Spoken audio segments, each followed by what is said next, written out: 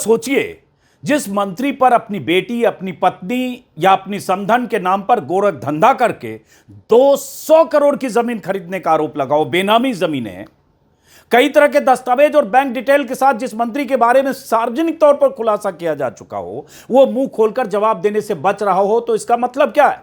माननीय मुख्यमंत्री नीतीश कुमार के दाहिने हाथ, इनका हालत देखिए। ये तो आदमी पूरे बिहार में रिकॉर्ड बना दिया भ्रष्टाचार का।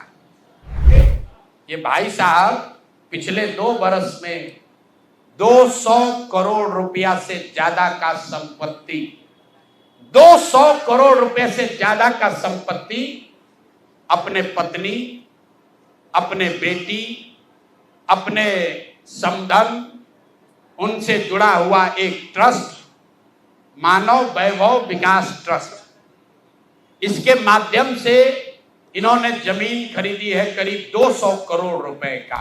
लोग कहते हैं इतने बड़े आरोप के बाद भी अशोक चौधरी अपना मुंह खोलकर प्रशांत किशोर को जवाब देने से डर रहे हैं कि कहीं कुछ और न सामने आ जाए।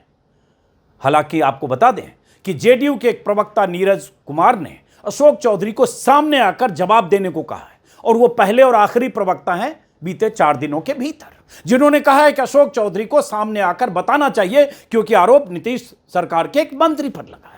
इस बीच आरा के पूर्व बीजेपी सांसद और मोदी सरकार में ही मंत्री रह चुके पूर्व केंद्रीय मंत्री आर के सिंह का एक बयान आया है कि या तो इन मंत्रियों और सांसदों को सामने आकर जवाब देना चाहिए या फिर इस्तीफा देना चाहिए। सामने आना चाहिए और उसका जवाब देना चाहिए, अगर उनके पास जवाब है तो। अगर जवाब नहीं है तो इस्तीफा दे देना चाहिए। वो सामने आना चाहिए और उसका जवाब देना चाहिए, अगर उनके पास जवाब है तो। अगर जवाब नहीं है तो इस्तीफा दे देना चाहिए। जेडीयू या बीजेपी के दूसरे बड़े नेताओं की तरफ से बयान नहीं आया है, लेकिन अब सवाल नीतीश कुमार पर उठ रहे हैं कि क्या वो अपने उस मंत्री से इस्तीफा लेंगे या कहें तो ले पाएंगे, जिस पर तमाम सबूतों के साथ भ्रष्टाचार के आरोप लगे हैं। वैसे नीतीश कुमार जिस अवस्था में हैं, जिसे तेजस्वी यादव बार बार अचेतावस्था कहते हैं, उसे देखकर फिलहाल तो ऐसा नहीं लग रहा है।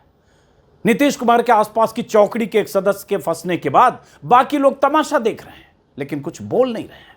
पता नहीं अंदर खाने चल क्या रहा है। इसको मैं जानता हूं नीतीश कुमार को। अगर इस तरह का आरोप लगा होता, नीतीश कुमार अपने प्राइम में होते, तो अब तक उस मिनिस्टर को सैक कर दिया होता। लेकिन दल का डीएनए जो है, कम से कम उसमें इतना उनके आंख में लाज शर्म बचा हुआ है। कल नीरज जी ने जो कहा है कि भाई जिन पर आरोप लगा है ये नीतीश कुमार का दल है, इसमें आरोप लगता है तो लोगों को आकर जवाब देना पड़ता है, तो मैं उस बात का स्वागत करता हूं।